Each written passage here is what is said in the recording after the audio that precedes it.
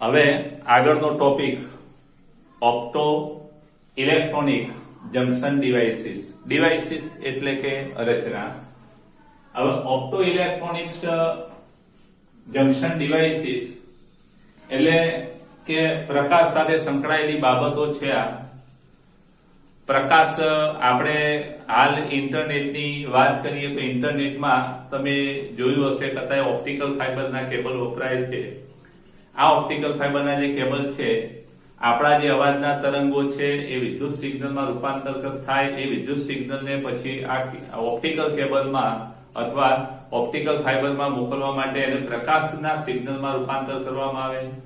તો આ જે પ્રકાશના સિગ્નલમાં રૂપાંતર કરવા માટે એક રચનાનો ઉપયોગ થાય છે જેને લાઇટ એમિટિંગ ડાયોડ, જે વિદ્યુત ઉર્જાને પ્રકાશ ઉર્જામાં રૂપાંતર કરે. અને એ જે લાઇટમાં પ્રકાશમાં રૂપાંતર થયેલું સિગ્નલ છે એ પાછું એ કેબલમાંથી પસાર થશે પ્રકાશની સ્પીડે, હામાના છેડે જશે. ત્યાં પાછું તમારું કનેક્શન ત્યાં રિસીવર હશે. હવે એ જે પ્રકાશ છે એમાંથી આપણે તો જે ઓરિજિનલ સિગ્નલ છે એ મેળવવાનું છે. દાખલા તરીકે અવાજનું હોય તો અવાજનું સિગ્નલ, કોઈ ચિત્ર હોય તો એ ચિત્રનું સિગ્નલ. તેના માટે હામાના છેડે પાછું એવું એક ડિવાઇસીસ જોઈએ કે જે એ પ્રકાશના સિગ્નલને પાછા વિદ્યુત સિગ્નલમાં રૂપાંતર કરે.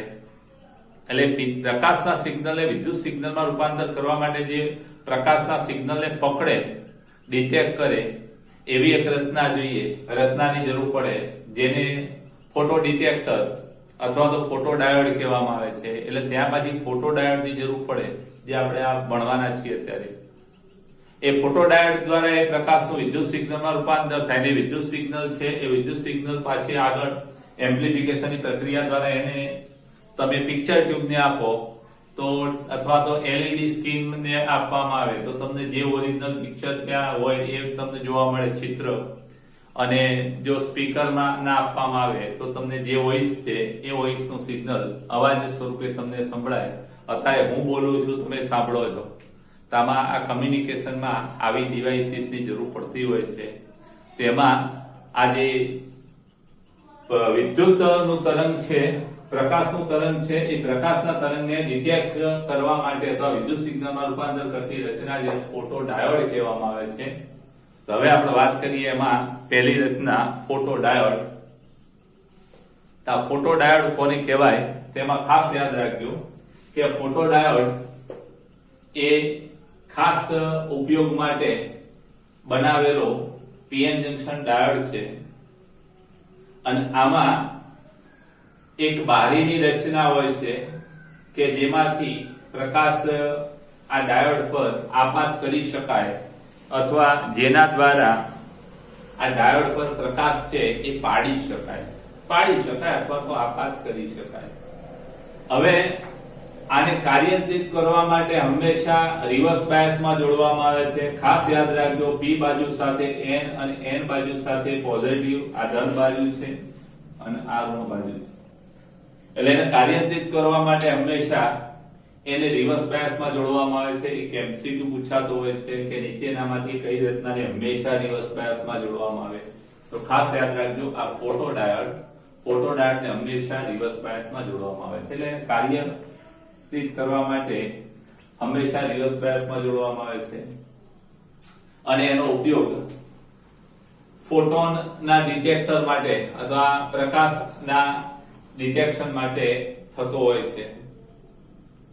હવે જરા જોઈએ કે જ્યારે આ પીએન જંકશન ડાયોડના અર્ધવાહક એટલે કે સેમિકન્ડક્ટર પર આપાત થતા પ્રકાશની જે ઉર્જા છે એ આપાત થતા પ્રકાશના ફોટોનની ઉર્જા hν એ એની બેન્ડ ગેપ ઉર્જા એટલે આગળ આપણે ભણી ગયા છે વેલેન્સ બેન્ડ, કન્ડક્શન બેન્ડ. અને આ વેલેન્સ બેન્ડના સૌથી ઉપરના સ્તર અને કન્ડક્શન બેન્ડના સૌથી નીચેના સ્તર વચ્ચે ઉર્જાના તફાવત શું કહેવામાં આવે છે?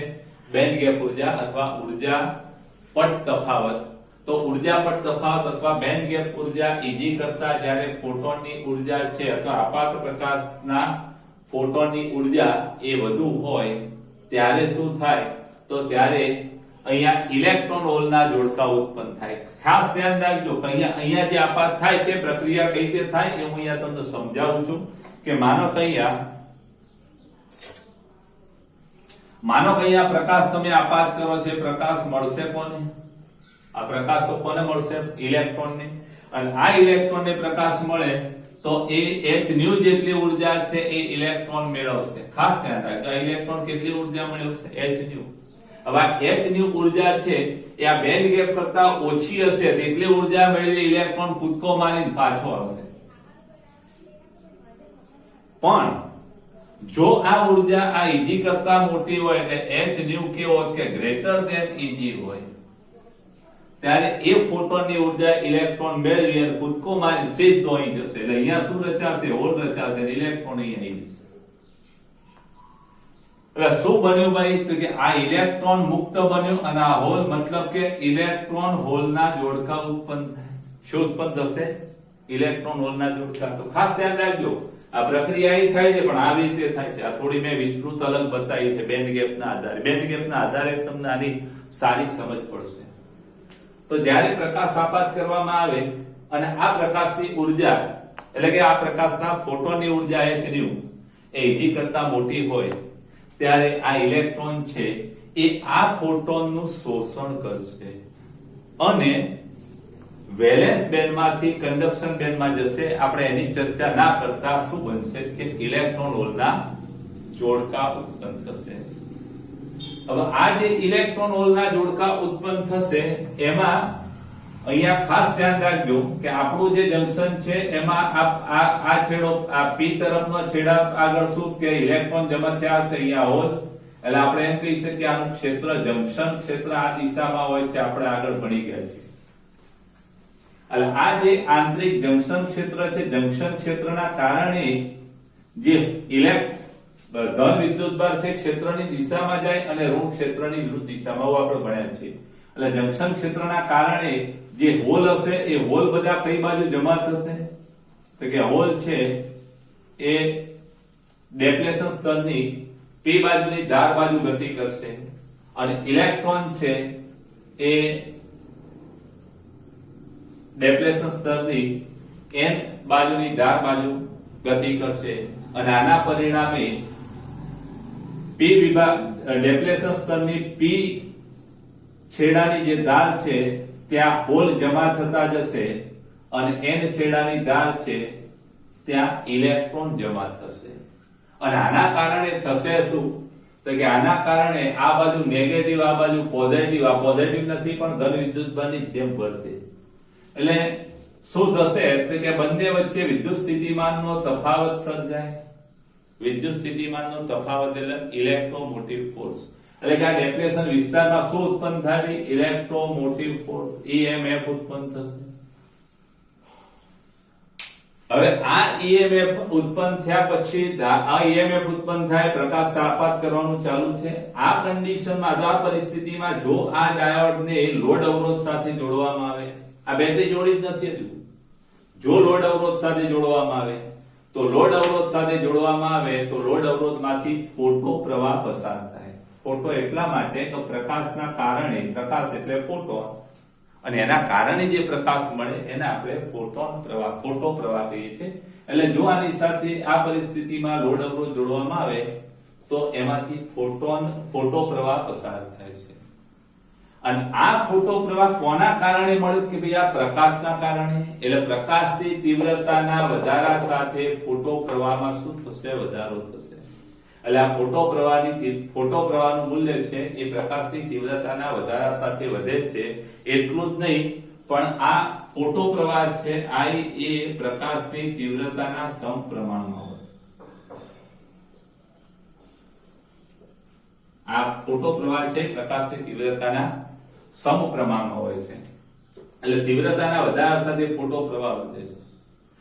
હવે જસ્ટ આપણે બેટરી જોડી જ ના હોય તો આપણને પ્રવાહમાં પ્રકાશની તીવ્રતાના કારણે પ્રવાહમાં ફેરફાર થાય, પણ એ ફેરફાર છે નોંધનીય હોતો નથી. એ માટે હવે શું કરવામાં આવે તો આ જે પીએન જંકશન ડાયોડ, સોરી આ જે આપણો ફોટો ડાયોડ છે એ ફોટો ડાયોડ છે એને રિવર્સ બાયસમાં જોડવામાં આવશે. અને રિવર્સ બાયસમાં જોડવામાં આવે તો આ જે રિવર્સ સંતૃપ્ત પ્રવાહ, અથવા તો આપણે એમ કહી શકીએ કે આપણો જે આ ફોટો પ્રવાહ પસાર થાય છે, ફોટો પ્રવાહ પ્રકાશની તીવ્રતાના વધારા સાથે આ ફોટો પ્રવાહમાં થતો ફેરફાર છે એ નોંધી શકાય અથવા જોઈ શકાય એવો મળે છે. આટલું આવે છે I1. અને માનો કે પ્રકાશની તીવ્રતા વધી એટલે તરત જ પ્રવાહ વધ્યો. તીવ્રતા થોડી હજુ વધી તો તરત જ પ્રવાહ વધ્યો. તીવ્રતા હજુ વધી તો તરત જ પ્રવાહ વધ્યો. એટલે રિવર્સ બાયસમાં જોડવામાં આવે છે, જેથી કરીને તીવ્રતાના વધારા સાથે ફોટો પ્રવાહમાં થતો વધારો જોઈ શકાય અથવા તો નોંધી શકાય. આના માટે આને કેવા બાયસમાં જોડવામાં આવે છે? રિવર્સ બાયસમાં. કારણ કે ફોટો પ્રવાહમાં થતો ફેરફાર નોંધવાનો છે, પ્રવાહ નથી નોંધવાનો. ખાસ યાદ રાખજો, આ તફાવત જે પડે છે એ મહત્વનો છે. ચલો, ખબર પડી આટલી. હવે આગળ વાત કરીએ. આના કારણે આનો ઉપયોગ ક્યાં થાય છે કે પ્રકાશને પકડવા અથવા તો ફોટો ડિટેક્ટર તરીકે એનો ઉપયોગ થાય છે. ખાલી એવું પૂછાય કે ફોટોડાયોડ માટેનો પરિપથ અને એની લાક્ષણિકતા જણાવો, તો આ બે આકૃતિઓ તમારે દોરી કાઢવાની. આપણો જે ફોટોડાયોડ છે એની રચના આવી છે અને એની લાક્ષણિકતા માટેનો જરૂરી પરિપથ આવો છે, અને એની લાક્ષણિકતા રિવર્સ બાયસ લાક્ષણિકતા આકૃતિ B માં દર્શાવેલી છે. ખાલી ફોટોડાયોડની રચના આટલી છે, એને રિવર્સ બાયસમાં જોડવામાં આવતો. કેમ રિવર્સ બાયસમાં જોડવામાં આવે? આ પ્રવાહમાં થતો વધારો આપણે નોંધી શકીએ, જોઈ શકીએ. તો આ ફોટોડાયોડની વાત હતી, ખાસ યાદ રાખજો.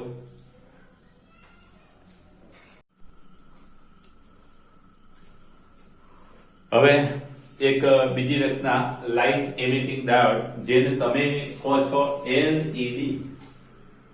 LED થી તો બધા જ પરિચિત જ હશે. આ મારા ઘરમાં ટ્યુબલાઇટ LED. તો લાઇટ એમિટિંગ ડાયોડ LED. તો એક પહેલા સિમ્પલ થોડી વાત કરી લઈએ, પછી આના પર આવીએ કે આપણે કોઈ PN જંકશન ડાયોડ કોઈ એક અર્ધવાહક છે. એ અર્ધવાહક ધારો કે સિલિકોન કે જર્મેનિયમ.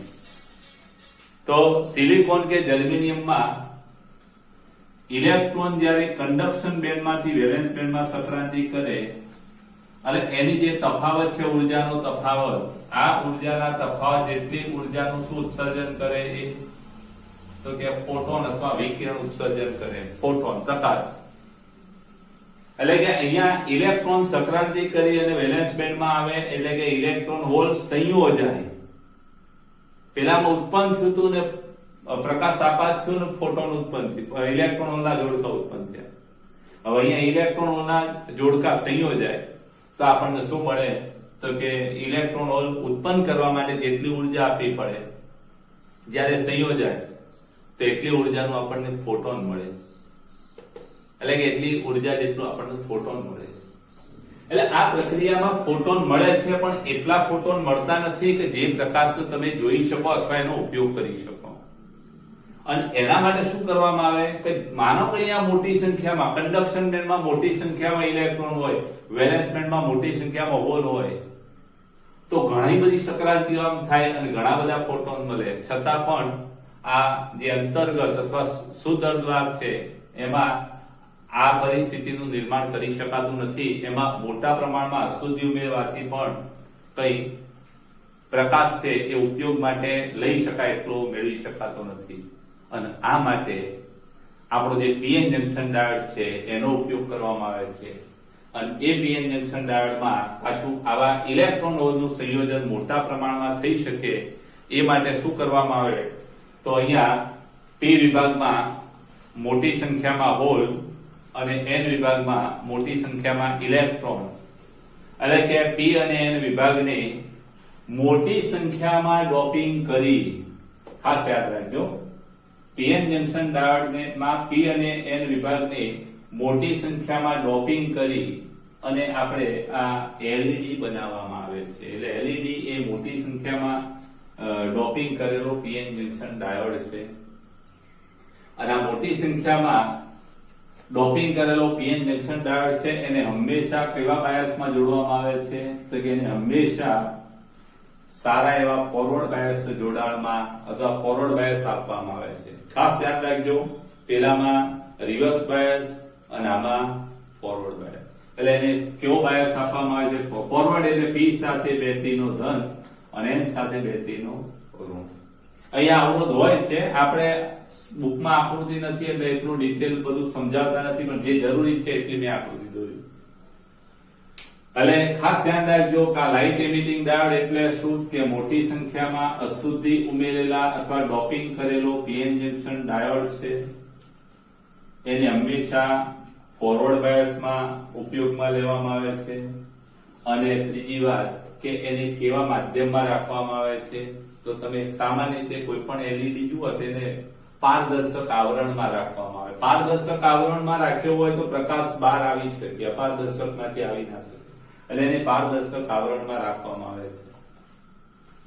હવે આ જે એલઈડી છે એમાં ખાસ ધ્યાન રાખજો, ફોરવર્ડ બાયસમાં જ્યારે આ પીએન મોટી સંખ્યામાં અશુદ્ધિ ઉમેરેલા પીએન જંકશન ડાયોડ એટલે કે એલઈડી ને ફોરવર્ડ બાયસ સ્થિતિમાં જોડવામાં આવે ત્યારે ફોરવર્ડ બાયસ સ્થિતિમાં જોડો એટલે આપણને ખબર છે કે અહીંથી ઇલેક્ટ્રોન ગતિ આમ કરવાના,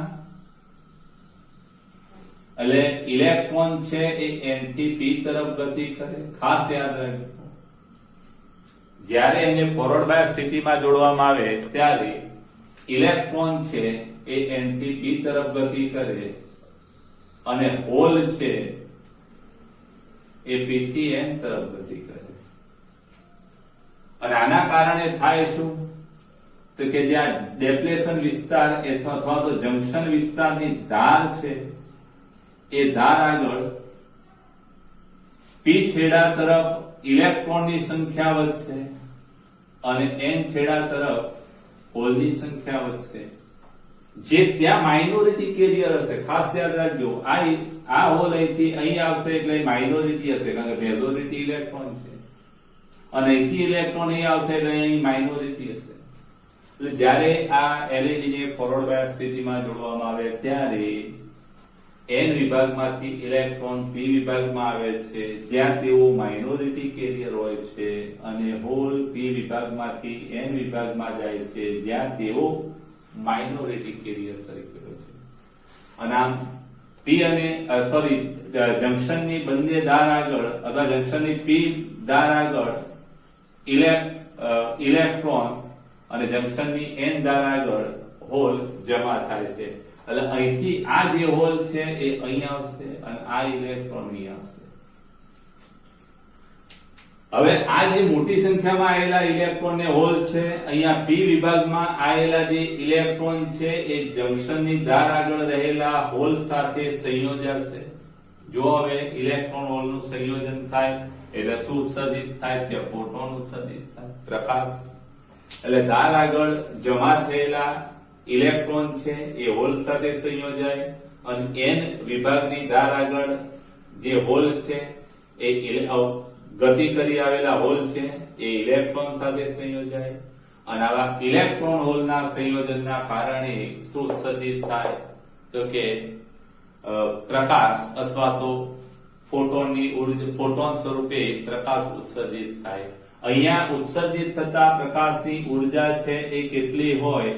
તો લગભગ બેન્ડ ગેપ ઉર્જા જેટલી હોય, અથવા તો બેન્ડ ગેપ ઉર્જાથી સહેજ ઓછી, વધારે ઓછી નહીં ભાઈ, બેન્ડ ગેપ ઉર્જા જેટલી કે એના કરતા ઓછી ઉર્જાના ફોટોન ઉત્સર્જિત થાય. એટલે આ ખાસ યાદ રાખજો. આ એલઈડી કઈ રીતે કામ કરે એને હંમેશા ફોરવર્ડ બાયસ સ્થિતિમાં જોડવામાં આવતું હોય છે. પછી આ જે એલઈડી છે એનો ફોરવર્ડ બાયસ વોલ્ટેજ આપણે વધારતા જઈએ, ફોરવર્ડ બાયસ વોલ્ટેજ વધારતા જઈએ તો ઉત્સર્જાતા પ્રકાશની તીવ્રતામાં પણ વધારો થાય. ફોરવર્ડ બાયસ વોલ્ટેજ વધારતા ઉત્સર્જાતા પ્રકાશની તીવ્રતામાં વધારો થાય છે, પણ અમુક હદ સુધી ફોરવર્ડ બાયસ વધારતા, ખાસ ધ્યાન રાખજો, અમુક હદ સુધી ફોરવર્ડ બાયસ વોલ્ટેજ વધારતા ઉત્સર્જાતા પ્રકાશની તીવ્રતામાં વધારો થાય, અને ત્યાર પછી તમે ફોરવર્ડ બાયસ વોલ્ટેજ વધારવામાં આવે તો પ્રકાશની તીવ્રતા વધતી નથી અથવા તો વધવાની જગ્યાએ ઘટે છે. અને માટે આને કેટલો બાયસ લગાડવામાં આવે? તો જે વોલ્ટેજના મૂલ્ય માટે પ્રકાશની તીવ્રતા છે એ વધુમાં વધુ મળે એટલો બાયસ લગાડવામાં આવતો હોય છે. એનથી ઓછો પણ નહીં, એનથી વધુ પણ નહીં. ખ્યાલ આવી ગયો?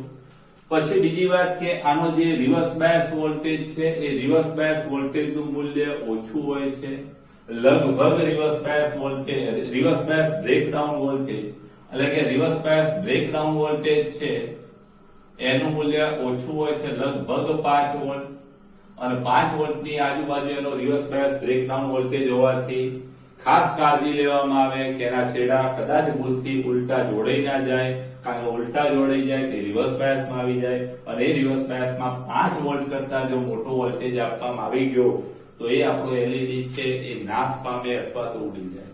એટલે રિવર્સ બાયસ ભૂલથી પણ મોટો રિવર્સ બાયસ વોલ્ટેજ એને ના અપાઈ જાય એ પણ ધ્યાન રાખવું પડશે. પછી ફોરવર્ડ બાયસમાં વાપરવામાં આવે તો ખાસ યાદ રાખજો એની જે લાક્ષણિકતા છે એ ફોરવર્ડ બાયસ વોલ્ટેજ જેવી હોય. પણ ફોરવર્ડ બાયસ વોલ્ટેજમાં એક વસ્તુ ખાસ યાદ રાખજો કે ફોરવર્ડ બાયસ વોલ્ટેજમાં એનો જે કટ ઇન વોલ્ટેજ છે એ કટ ઇન વોલ્ટેજ કેટલો હોય તો કટ ઇન વોલ્ટેજ છે એ કયા પ્રકાશ માટેનો ડાયોડ છે એના પર આધાર રાખે છે. લાલ પ્રકાશ માટેનો ડાયોડ વાપરે, લાલ પ્રકાશ ઉત્સર્જિત કરે એવો ડાયોડ બનાવેલો હોય તેનો કટ ઇન વોલ્ટેજ છે એ ઓછો હોય, અને જેમ જેમ રંગ લાલથી ભૂરા તરફ જાય એમ કટ ઇન વોલ્ટેજનું મૂલ્ય પણ વધતું જાય છે. એટલે આ કટ ઇન વોલ્ટેજ છે એ ખાસ યાદ રાખજો. સિલિકોન માટે જે કટ ઇન વોલ્ટેજનું મૂલ્ય છે એના કરતા આમાં કટ ઇન વોલ્ટેજ એ વધુ હોય છે. એટલે ખાસ યાદ રાખજો આનો જે કટ ઇન વોલ્ટેજ છે એલઈડી નો એ આપણા સિલિકોન કરતા કટ ઇન વોલ્ટેજ વધુ હોય છે. સિલિકોનમાં 0.7 હોય છે અને આમાં 0.7 કરતા વધુ હોય છે. હવે ખાસ વાત યાદ રાખજો કે બજારમાં જે એલઈડી તો જાનીવાલી કિનારામાંથી કયા કયા કલરના, તો ખાસ યાદ રાખજો કે જાની છોડ દેવાનો, વાદળી,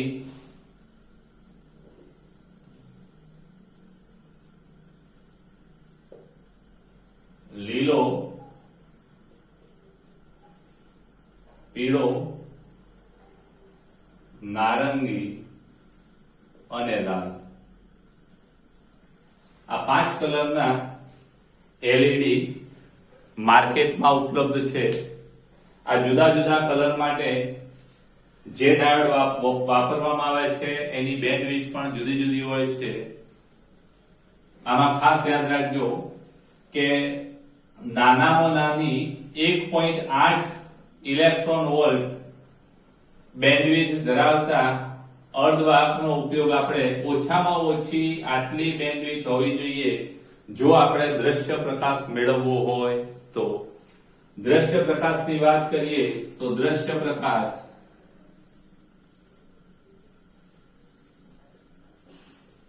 કે જેની તરંગ લંબાઈ છે એ લેમ્ડાનું મૂલ્ય કેટલું, તો ખાસ યાદ રાખજો કે 4000 થી 7000 એંગસ્ટ્રોમ, 4000 એંગસ્ટ્રોમ થી 7000 એંગસ્ટ્રોમ છે, અને માટે 4 થી 7000 એંગસ્ટ્રોમ માટે આપણે ગણતરી કરી અને માઇક્રોમીટરમાં ફેરવીએ તો આ રેન્જ જે છે એ 0.4 માઇક્રોમીટર થી 0.7 માઇક્રોમીટર આટલી રેન્જ થાય.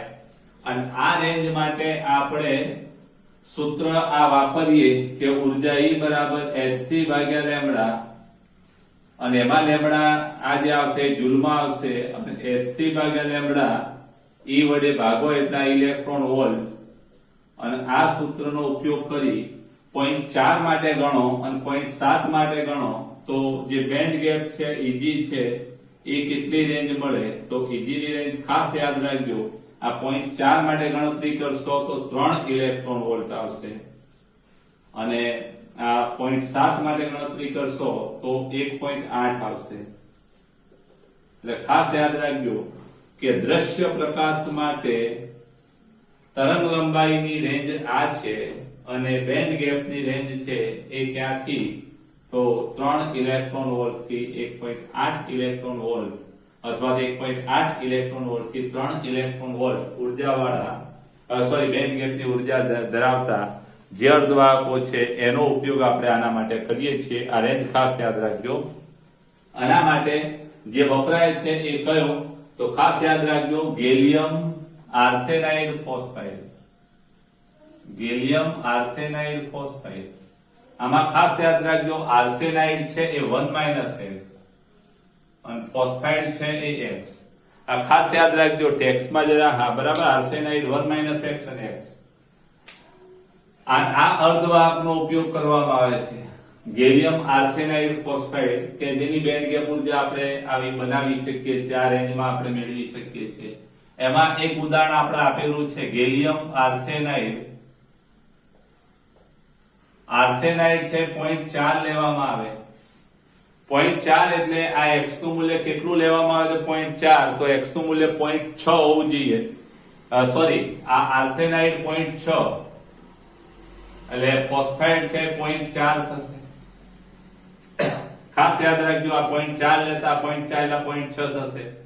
અને આ જે છે ગેલિયમ આર્સેનાઇડ ફોસ્ફાઇડ કે જેમાં આર્સેનાઇડ 0.6 ફોસ્ફાઇડ 0.4, તો એમાં ખાસ યાદ રાખજો કે એની જે બેન્ડ ગેપ ઉર્જા Eg છે એ કેટલી મળે છે, તો કે Eg નું મૂલ્ય છે Eg નું મૂલ્ય લગભગ 1.9 ઇલેક્ટ્રોન વોલ્ટ મળે છે. અને જે પ્રકાશ મળે એના દ્વારા એ કયો મળે કે લાલ કલરનો મળે. કયો મળે? લાલ કલરનો. એટલે કે એ લાલ કલરનો LED મળે. અહીંયા લાલ કલર માટે લાલ જ વાપરીએ.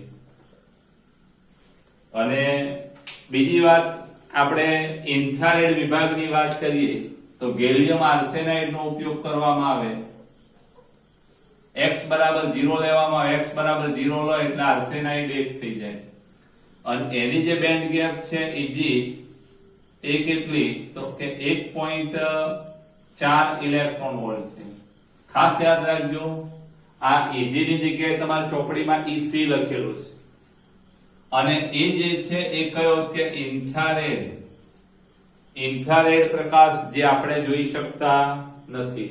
આપણે નથી જોઈ શકતા, પણ રાત્રે પણ જો કેમેરામાં તમારે કોઈ વસ્તુને કેદ કરવી હોય અથવા રાત્રે પણ વિડીયોગ્રાફી કરવું હોય તો એના માટે ફોટોગ્રાફી કે વિડીયોગ્રાફી માટે આ પ્રકાશનો ઉપયોગ થાય છે. આવા LED વપરાય છે. એટલે સીસીટીવી કેમેરામાં નાઇટ વિઝન માટે આ LED એટલે કે ઇન્ફ્રારેડ વિભાગમાં જેની બેન્ડવિડ્થ આવે છે એવા ગેલિયમ આર્સેનાઇડના LED નો ઉપયોગ ત્યાં થતો હોય છે કે એના પ્રકાશ દ્વારા એ ફોટોશૂટ કરી શકાય. અને આ બેન્ડ ગેપ ઉર્જામાં ખાસ યાદ રાખજો માર્કેટમાં કયા કયા કલરના મળે છે એ યાદ રાખજો. કયો અર્ધવાહક, કયો સંયોજિત અર્ધવાહક છે ખાસ યાદ રાખજો. આ કાર્બનિક નથી, અકાર્બનિક સંયોજિત અર્ધવાહક છે. આપણે ભણ્યા આગળ સંયોજિત અર્ધવાહકમાં, તો આ અકાર્બનિક સંયોજિત અર્ધવાહક એમાં લાલ પ્રકાશ માટે બેન્ડ ગેપ ઉર્જા અને કે આ સંયોજન કેવા પ્રમાણમાં લેવામાં આવે છે. ઇન્ફ્રારેડ માટે કેવા, ફોસ્ફરસ ઉડાડી મારો એટલે ઇન્ફ્રારેડ વિભાગ. અને પછી જેમ જેમ ફોસ્ફરસ ઉમેરાતો જાય એમ ઇન્ફ્રારેડ થી કઈ તરફ જતું જાય કે ઇન્ફ્રારેડ થી આ વાદળી તરફના પ્રકાશ આપણે મેળવી શકતા હોઈએ. આટલી વસ્તુ જરા ખાસ યાદ રાખજો. હવે LED બનાવવા માટે જે પદાર્થો વાપરવામાં આવે છે અથવા LED છે એ LED ના ફાયદા કયા, તો ખાસ યાદ રાખજો LED ના ફાયદા.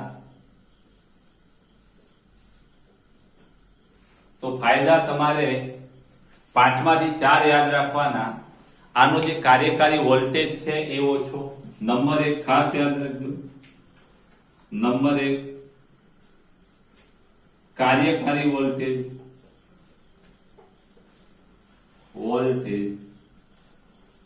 ઓછો અને પાવર પણ ઓછો.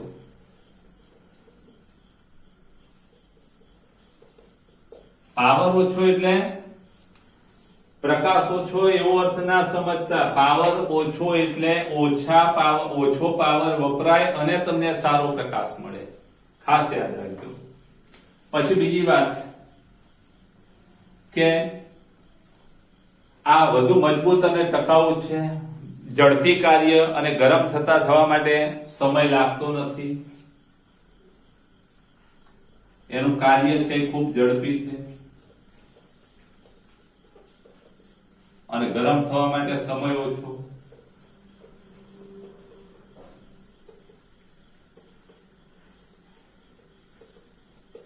ગરમ થવા માટે સમય ઓછો અને કાર્ય ઝડપી થાય છે.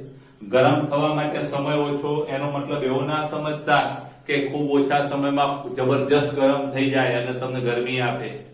આપણે તેનો પ્રકાશ મેળવવાનો છે એટલે ગરમનો મતલબ કે પ્રકાશ ઉત્સર્જિત કરવા માટે જે એની હીટ જોઈએ નોર્મલ, એ તમે સામાન્ય એલઈડી પકડશો તો ગરમ નહીં થયા હોય, એટલે એવો ગરમ ઓછો. એટલે ગરમ થવા માટે સમય છે એ ઓછો, ઝડપી કાર્ય કરે. ગરમ થવા માટે સમય ઓછો. એમ પણ લખી શકાય કે ગરમ ઓછો થાય છે. પછી નેક્સ્ટ વાત કે ઉત્સર્જિત પ્રકાશની જે બેન્ડવિડ્થ છે એ બેન્ડવિડ્થ, પ્રકાશની બેન્ડવિડ્થ, ઉત્સર્જિત પ્રકાશની બેન્ડવિડ્થ 100 એંગસ્ટ્રોમ થી 500 એંગસ્ટ્રોમ જેટલી ઓછી. આ ઓછી નો મતલબ સમજી લેજો કે 100 ને 500 જોઈને એવું ના મતલબ આ ગાળો કેટલો 400 નો છે. 400 નો ગાળો નહીં જોવાનો. 500 માઇનસ 100 એટલે 400 ની બેન્ડવિડ્થ છે, પણ પાછળ એંગસ્ટ્રોમ છે. એંગસ્ટ્રોમ એટલે 10 ની માઇનસ 10 ઘાત વડે ગુણો એટલે ખૂબ નાની થઈ જાય. એટલે ખાસ યાદ રાખજો એની બેન્ડવિડ્થ ઓછી. પછી બીજું આ ઝડપી કાર્ય અને ગરમ થવા માટે સમય ઓછો, એટલે કે ઝડપી બંધ ચાલુ થાય.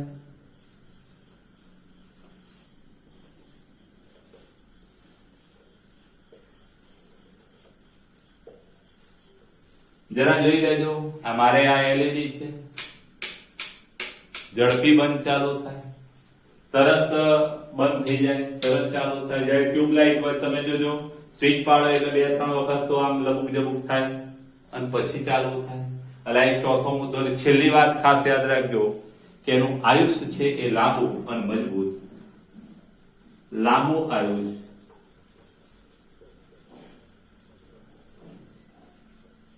અને મજબૂત. મજબૂત તો એવું કે આ એલઈડી ટ્યુબલાઇટ છે નીચે પડે તો પણ એને કઈ થાય નહીં.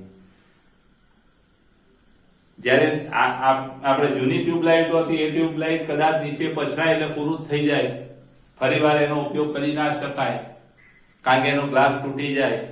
જ્યારે આની તો બોડી પણ ફાઈબરની આવે છે, અંદરના એલઈડી પણ એટલા મજબૂત હોય છે કારણ કે સોલિડ સ્ટેટ ઇલેક્ટ્રોનિક્સ માંથી બનાવેલા, એટલે એ પછડાય તો પણ અંદર કઈ ડેમેજ થતું નથી. પેલું તો નોર્મલ હાથમાંથી આટલાથી પડી ગઈ એટલે વાત પતી જાય. જ્યારે આ ટ્યુબલાઇટ ઉપરથી પણ નીચે 2-3 વાર પડેલી છે, ક્લિપો ભરાઈ નથી, છતાં એને કઈ થયું નથી. એટલે મજબૂત અને ટકાઉ તો ખરી. એટલે ખાસ યાદ રાખજો એલઈડી ના ફાયદા. તો ફાયદા આ 4-5 યાદ રાખજો. એના ઉપયોગો કયા? તો ઉપયોગોમાં ખાસ યાદ રાખજો એલઈડી ના ઉપયોગો તમે જ્યાંથી એના ઉપયોગો બનાવો હોય ત્યાંથી બનાવી શકો. દાખલા તરીકે ડેકોરેશનના લાઇટિંગમાં એલઈડી નો ઉપયોગ થાય કારણ કે ઘણી બધી લાઇટોની જરૂર પડે, એટલે ઓછો પાવર ખર્ચાઈને પ્રકાશ આપે, જુદા જુદા રંગના એની જરૂર પડે, એટલે કે ડેકોરેશનમાં. પછી સીટીઓમાં જે હોલ્ડિંગ્સ લગાવેલા હોય છે એ હોલ્ડિંગ્સ પણ શના હોય છે? તો સામાન્ય રીતે એલઈડી ના હોય છે. પછી ત્રીજી વાત આપણી જે રિમોટ કંટ્રોલ છે, તો રિમોટ કંટ્રોલની આગળ એક ઇન્ડિકેટર હોય છે એલઈડી, એ પણ એલઈડી નું હોય છે. પછી વિડીયોગ્રાફી કેમેરામાં નાઇટ વિઝન એટલે કે રાત્રે તમારે ફોટોગ્રાફી કરવાની હોય તો એના માટે આ કેવા તો કે ઇન્ફ્રારેડ બેન્ડવિડ્થમાં આવતા ગેલિયમ આર્સેનાઇડના આપણે એલઈડી વાપરી શકીએ. તો ખાસ યાદ રાખજો. ઉપયોગો તમારે 4 એક સારા યાદ રાખવાના. કયા કલરના એલઈડી માર્કેટમાં ઉપલબ્ધ છે, કોના માટે કોની બેન્ડવિડ્થ છે એ પણ તમારે યાદ રાખવાના. આ બધું લખવાનું હતું એટલે મેં પેલું ભૂસી નાખ્યું જેથી તમે નોંધી શકો. આ જે વસ્તુ છે એ આ રેન્જ પરથી ગણતરી કરી શકો તો આ વેલ્યુ મળી જશે તમારે.